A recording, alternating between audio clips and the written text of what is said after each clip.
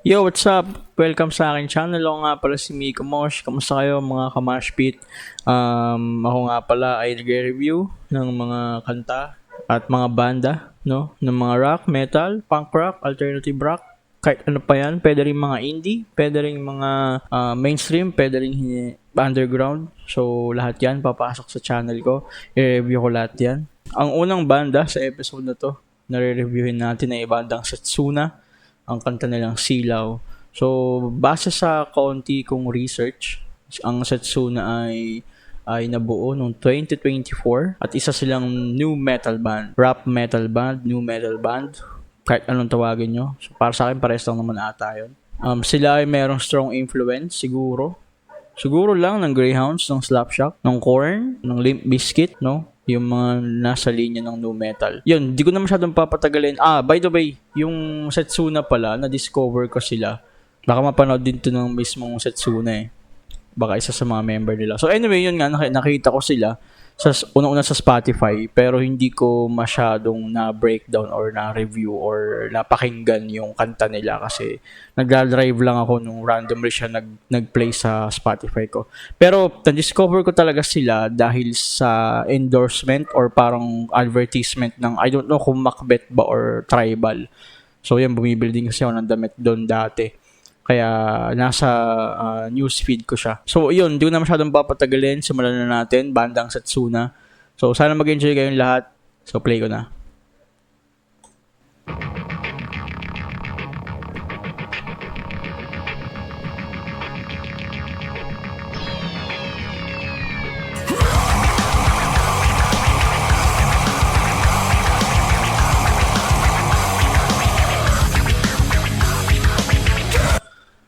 Okay.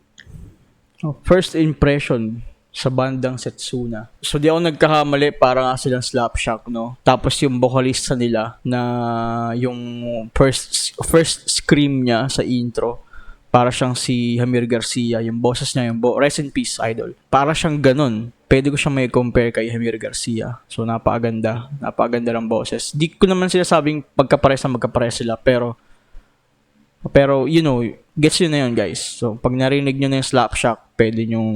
So, yun. May scratch, tapos bouncy na intro. Parang medyo mapapag-groove ka. So, I can see the mosh pit, no? Parang Parang, if imagine nyo live to, so parang may imagine mo yung meron ka agad mosh pit sa gitna. Circle pit sa gitna. Magandang intro, magandang atake. So, tuloy ko, guys. Balik ko lang konti, 5 seconds lang naman.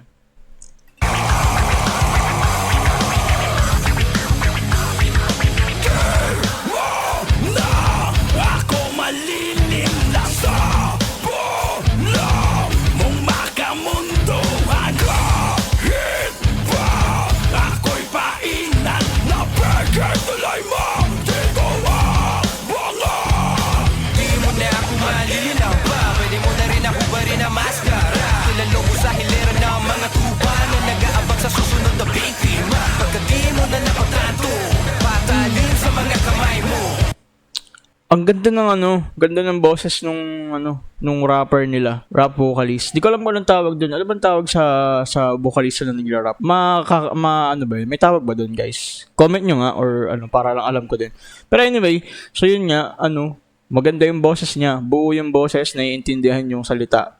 Hindi niya kinakain yung letra. So maganda.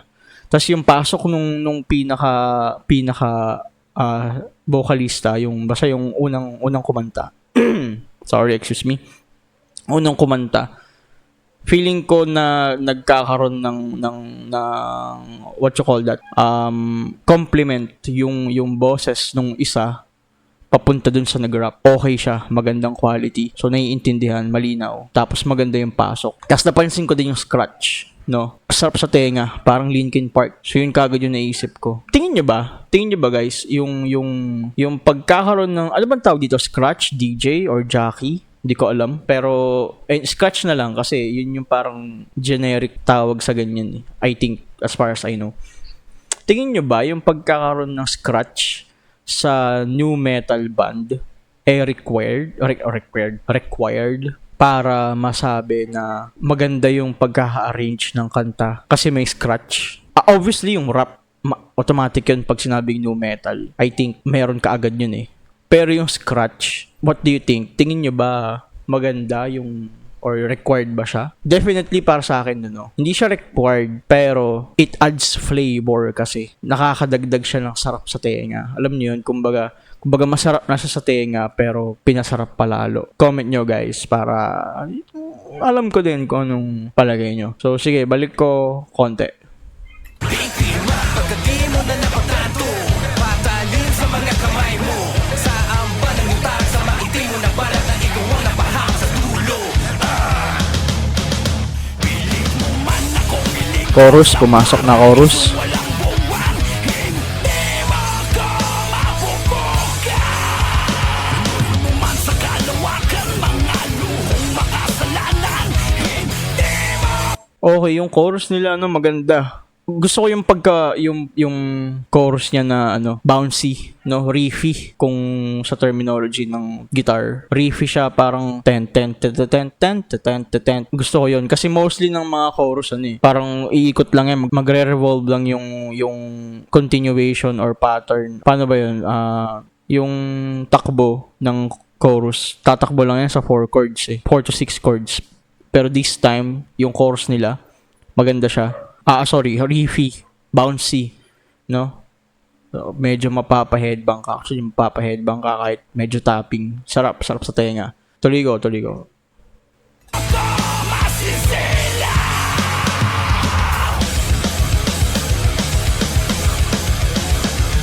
Sa paliwanag kong ito nagpatunay, refleksyon ng anino mo may mga sungay. Paang nasa hukay, tanging ang rasyonay. Sa peke humanay, kita ko ang kulay. Sa talim na mga mata ng lilisik, pagkagat ng dilim is tulang kumapit. Ang tila buto ang hirit, ang may dugo na sumit. Ang pagsisisi ang himig ng tinig.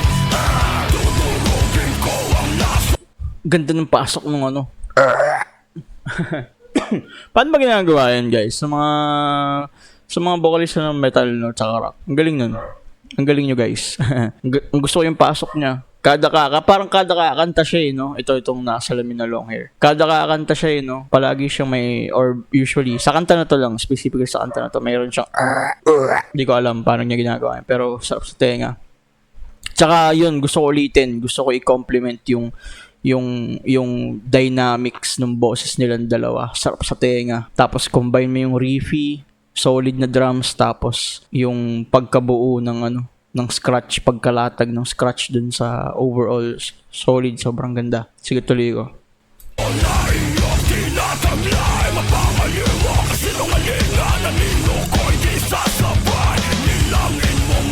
So parang yan pala yung pre-chorus niya.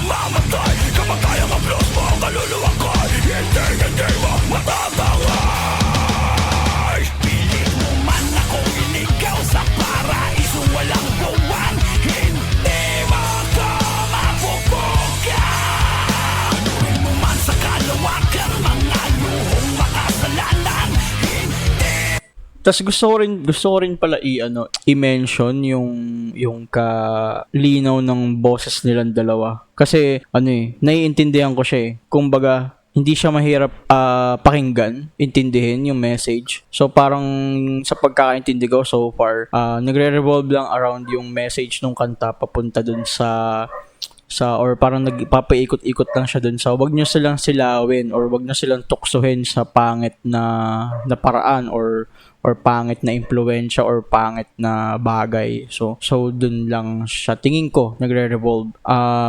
Sige, tuloy ko na.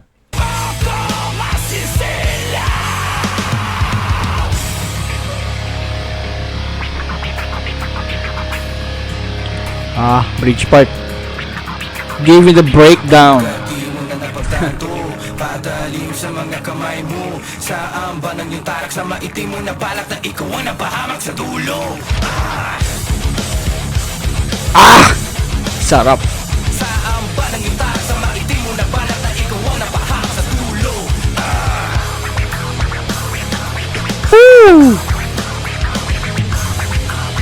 Nai-imagine ko yung mosh pit.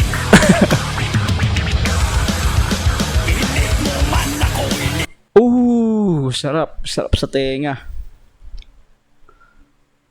Sarap. Sarap nun, no? Imagine nyo sa live. Ang sarap sa tenga nung scratch talaga. Tsaka yung rap. Rap sa breakdown. Man, saan pa bang banda gumagawa nun? Comment nyo nga guys para ma-review din natin. Kahit ibang banda, like nagra-rap sa breakdown tapos ang ganda ng pagkakalapat. Damn! Pwede ko ba ulitin? Sarap sa tenga eh. Dito ata nag-start yan. Okay, yan. Pagkat di mo na napagtanto, padalim sa mga kamay mo. Saan ba nang yung tarak sa maitim mo na balak na ikaw ang napahamak sa dulo? Saan ba nang yung tarak sa Yan, maitim eh. mo na balak na ikaw ang napahamak sa Sarap! dulo? Sarap sa tenga.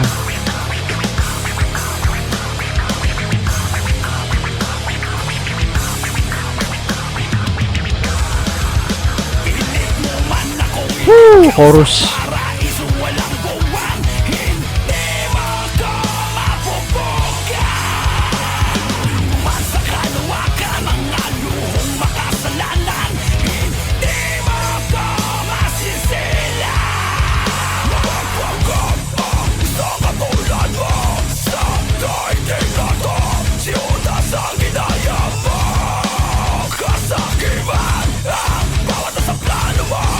Ang sarap ng chugs.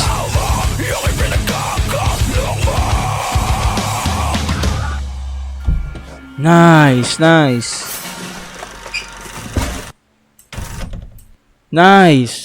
Outro ganda rin. Sarap ng outro din, no? Chugs lang. Basic lang. Pero ang sarap sa tenga. No, parang walang solo, walang shredding, purong nu metal. Sarap. Setsuna, kudos, props sa inyo mga kuya ko. Mga kuya, mga sir. Sarap sa tenga. Alam nyo guys, yung maganda sa banda na to, ang sarap makita, ang sarap mapakinggan na yung nu metal sa Pinas naglalabas pa ng mga bagong banda. Pwedeng marami pa akong hindi alam. Pero isa yung Setsuna sa tingin kong may malaking potential para ibalik yung solid na nu metal sa Pinas. No, parang ang sarap bilang fan ng metal music, rock music, OPM. Ang sarap nito. Kumbaga, yung new generation na pwedeng maabot nitong banda na to, no, magkakaroon ng interest para sa nu metal ng OPM. Sobrang solid, sobrang ganda. Parang Linkin Park, parang Slapshot, no. Feeling ko yung dalawa lang so far, yung dalawang banda lang na yun so far yung pwede rin Galaw Tao ata. Pero yung Galaw Tao kasi parang more on reggae sila. Pero yun, solid, sobrang sarap sa tenga. Setsuna, props sa inyo mga sir. Sana mapanood ko kayo ng live, no? Someday, sana. Sarap sa tenga. Na-imagine ko yung mosh pit. So, yun lang, no? Maraming salamat sa panonood, no? Kung nakaabot ka dito sa dulo na to. Thank you. Salamat sa suporta. Kahit views lang, no? Mabuhay ang Filipino OPM, Filipino new metal, no? Thank you very much. See you sa next episode.